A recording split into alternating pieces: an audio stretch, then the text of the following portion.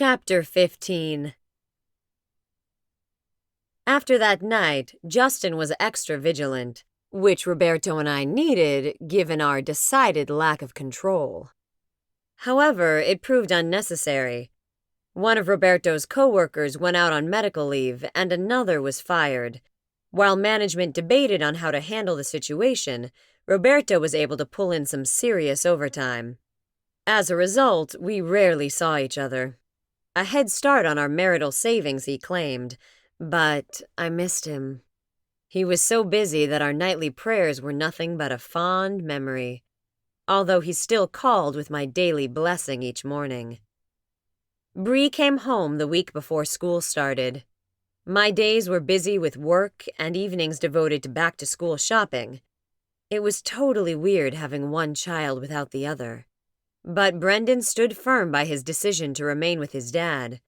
Though it hurt me to do so, I allowed him to stay in Georgia. Justin soon proved to be a godsend. As a full-time college student, his heavy schedule didn't allow for work. Using his father's extra vehicle, he became Bree's main source of transportation.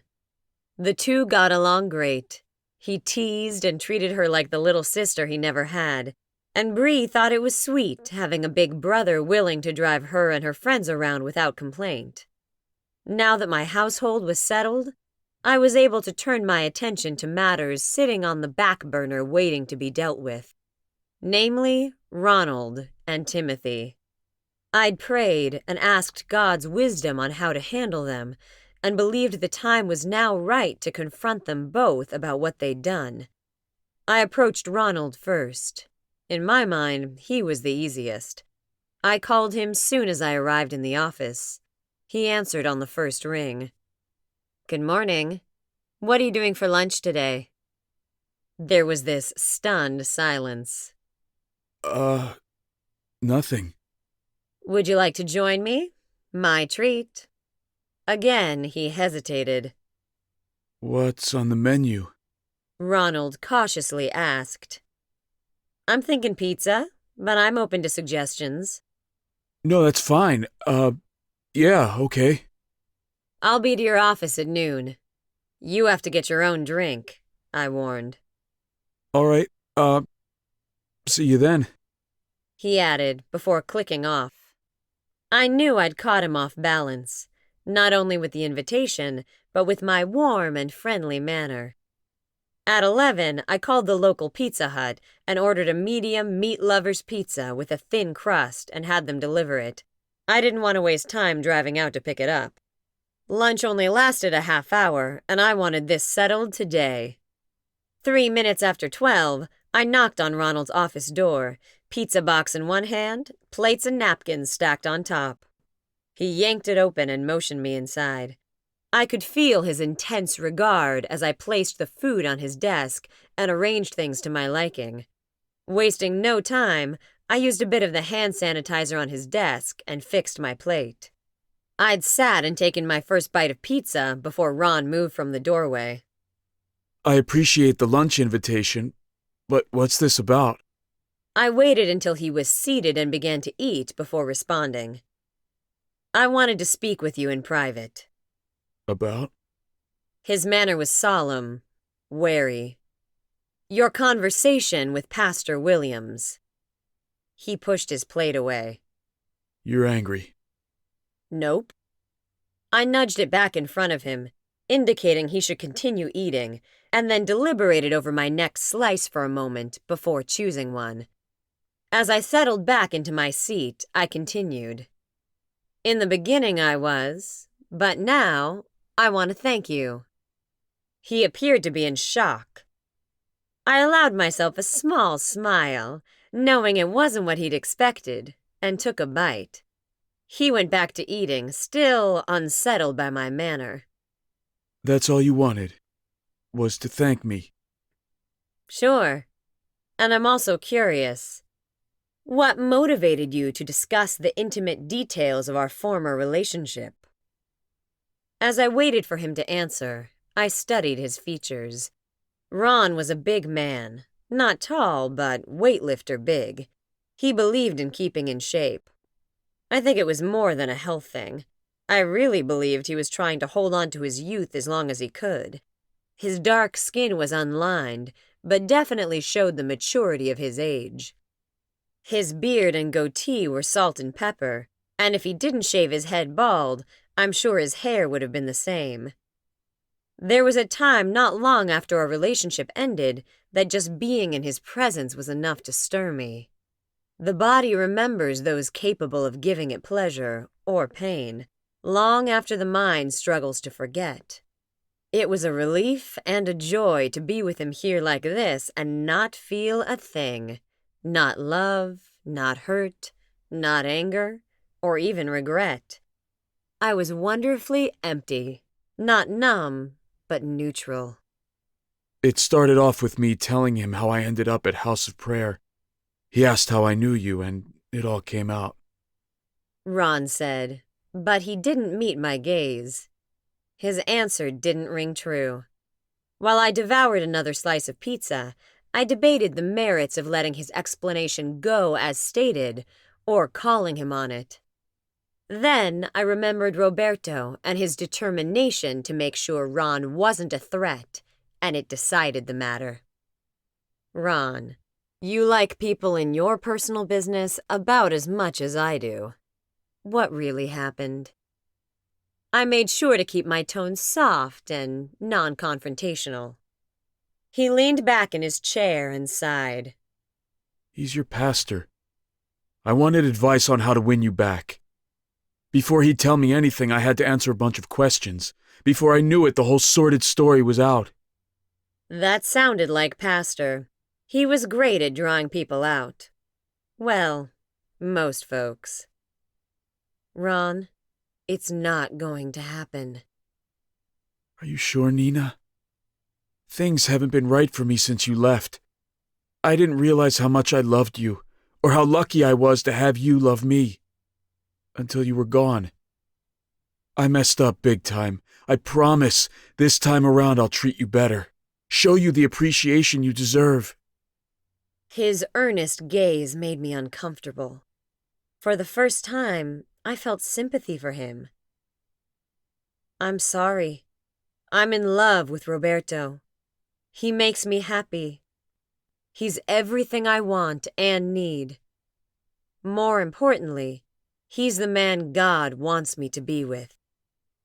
I said it as nicely as I could. He stared at me. At one time, you thought I was that man. He said in a low voice. I still could be. I took a deep breath. Ron, when we first got together, you said you'd prayed and asked God for a change, that your life wasn't working the way it was, and that there had to be something better. His head tilted slightly to the side as he narrowed his eyes. I remember. God did what you asked. He took the taste of alcohol from you. You lost interest in your friends who, as nice as they were, admittedly were going nowhere and doing nothing with their lives. I paused for a moment to softly emphasize. He sent me into your life. He nodded once. For a time, everything was wonderful. Then, it was like a switch flipped. You didn't like all the changes. You forced yourself to hang out with your friends and get drunk, even though their lifestyle no longer suited who you were becoming. Every time you saw me, it was a reminder of who you could be if you just surrender yourself to God. But you wouldn't. You fought him by attacking me. I stared at him, willing him to remember how it had been. He squirmed in his seat and glanced away. I know now. I didn't realize what I was doing at the time. Mentally, I reminded myself to get to the point. The man had already apologized for all the pain he'd caused while we were together. I sighed and continued. The point is, when you want to be, you're a good man. You're a caring person. You're genuinely concerned about people and have a pastor's heart. In fact, if you'd let God have his way, I wouldn't be surprised to hear you were pastoring a church someday. But I'm no longer a part of that picture. I debated on making my next statement. However, it felt right, so I went with it. You weren't the only one who said a prayer. I prayed for God to give me someone I could bless, someone who needed me. That person was you. Ron appeared shocked.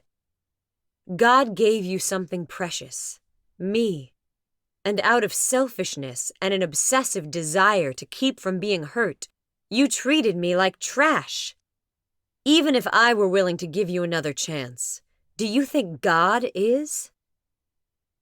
His shock gave way to dismay as my words struck home. Finally, I have someone in my life that loves me and treats me the way I deserve to be treated. I wouldn't give up Roberto for anything or anyone in the world. There was finality in my words and tone. Ron swallowed hard enough to make his Adam's apple bob, and nodded. A quick glance at the clock revealed lunchtime was over. I gathered up my trash and disposed of it. Thank you for your time. I need to get back to work. I walked to the door. Ron's voice stopped me in the doorway. Nina, I really am sorry. I know. I walked out without looking back. 1 down, 1 to go. No Roberto again, Sister Nina? Pastor asked as I settled into the seat across from his desk and set my purse on the floor. He's working, I responded. Lately, all Roberto did was work. Pastor's eyebrows rose. This is the 2nd session he's missed, not to mention all the services he's been absent from. I know. This was said with a sigh. He's been working a lot of doubles. Pastor leaned back in his chair. Is he making time for you and the children? He stops by on his way to and from work. Sometimes he shares a meal with us, depending on his schedule. What I didn't say was Roberto was virtually living at my house, going home only to shower and change. Several times I'd awakened in the middle of the night to find his hard body wrapped around mine. The first couple of times it happened, I thought I'd dreamt it, because he was always gone in the morning when I woke. When I questioned him about it, I discovered he'd either been too tired to drive home, or he'd managed to take a short break of a couple of hours between shifts. Since I lived only 10 minutes away from the center where he worked, my home was a natural choice, rather than the 45-minute drive it would take to reach his house. Justin mentioned coming home to find Roberto crashed on the couch or in my bed several afternoons while I worked. We'd all adjusted to his ghostly presence. I must tell you, all this overtime he's working has me concerned. Pastor stated.